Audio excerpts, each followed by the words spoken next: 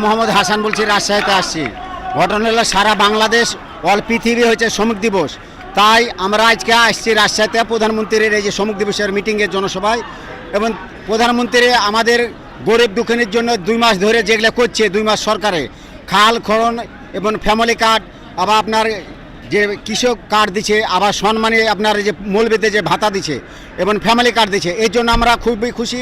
আর আমাদের গরিবের জন্য, এই শ্রমিকের জন্য জানে প্রধানমন্ত্রীর কাছে চাওয়া পড়া, যেন আমাদের শ্রমিকের জন্য কিছু না হলে তো মাথাতে যেন নলেজে নেয়, এটাই আমাদের বাংলাদেশের প্রধানমন্ত্রী তারেক রহমানের কাছে চাওয়া পাওয়া।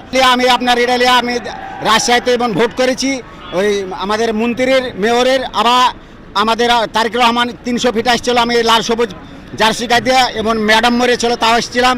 এবং প্রধানমন্ত্রী 12 তারিখে ভোট হয়েছে, 15 তারিখে গুলশান আসছিলাম আমার এই লাল সবুজ এই জার্সি গায়ে দিয়ে।